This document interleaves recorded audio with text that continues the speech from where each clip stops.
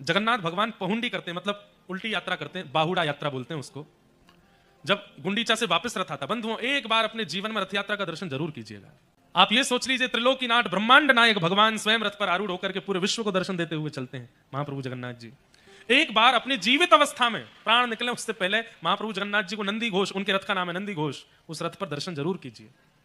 उसका कितना पुण्य बताया गया। और उससे भी ज्यादा पुण्य महाप्रभु जगन्नाथ जी रथ से चल करके जहां जाते हैं गुंडीचा, वहां दर्शन करने का पुण्य तो उसका तो वर्णन ही नहीं कर सकते, कितना पुण्य है। तो इस बार मैं दर्शन करने के लिए गया। स्कंद पुराण में नारद जी महाराज ने पूछा व्यास जी से कि भगवान का जो ये जगन्नाथ विग्रह है, ये तो लकड़ी का है, दारू ब्रह्म है, लकड़ी को दारू कहते हैं, दारू ब्रह्म है जगन्नाथ जी, लकड़ी के हैं।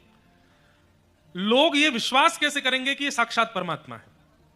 तब कहीं शास्त्रों में इसका वर्णन करते हुए प्रमाणित रूप से कहा गया, बोले ये जब जब मंदिर से बाहर निकलेंगे और सूर्य की पहली किरण इन पर पड़ेगी तब वर्षा होगी, ये प्रमाण होगा कि ये परमात्मा है।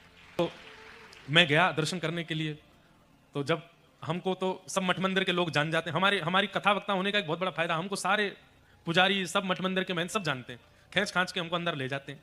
तो वहां ऐसा नियम है कि जब जगन्नाथ जी, जहां कैमरे नहीं जाते वहां की बात बता रहे हैं, जगन्नाथ जी मंदिर से निकलते हैं तो वहां पर जगन्नाथपुरी में जितने मठ हैं सब मठ के आचार्य लोग अपने यहां से प्रसादी बना के लाते हैं और महाप्रभु जगन्नाथ जी उनकी तरफ बस ऐसे मुंह करके देखते हैं, सबका प्रसाद स्वीकार करते हैं। तो एक मठ के महाराज जी ने हमको अपने पास खड़ा कर लिया, बोले जगन्नाथ जी सबसे पास में यहीं से दिखेंगे, आप खड़े हो जाओ। तो मुझसे वो चर्चा कर रहे थे, बोले इंद्रेश जी ऐसा शास्त्रों में वर्णन है कि महाप्रभु जगन्नाथ जी जब भी बाहर आएंगे और सूर्य की किरण पहली उन पर पड़ेगी तो वर्षा की एक बूंद गिरेगी जरूर। मेरे मन में ऐसी भावना उत्पन्न होने लगी कि लाला तू हमारे ब्रज को है, कहीं अब के बाहर आयो वर्षा नहीं भई तो हमें तो ना कट जाएगी यहाँ से। तो जैसे अपने गांव का व्यक्ति किसी प्रतियोगिता में भाग ले तो यूं रहता है जीते, ऐसी भावना चित्त में आने लगी। अरे भैया ब्रजवासी की लाज रखियो। तो मन में घबराहट हो रही थी, क्यों? क्योंकि दूर दूर तक एक भी बादल नहीं आकाश में, तमतमाता हुआ जून जुलाई के महीने में होती है रथ यात्रा, भीषण गर्मी, मैं कहूं ऊपर एक वो बादल नहीं है।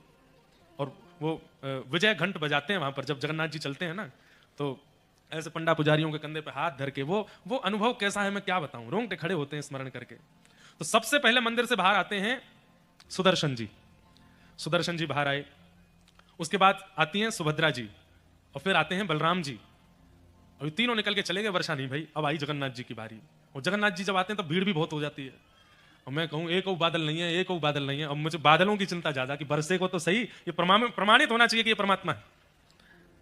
जैसे ही महाप्रभु जगन्नाथ जी निकल करके बाहर आए और प्रथम किरण सूर्य की पड़ी, ना जाने कहां से एक बादल आया घूमता हुआ, तुरंत वर्षा हुई वहां पर। और जैसे ही रिमझिम वर्षा गिरी है, फिर जो नृत्य मेरे को हो रहा था अंदर ही अंदर, मैंने कहा लाला तू सांचो देवता है, तेने प्रमाणित कर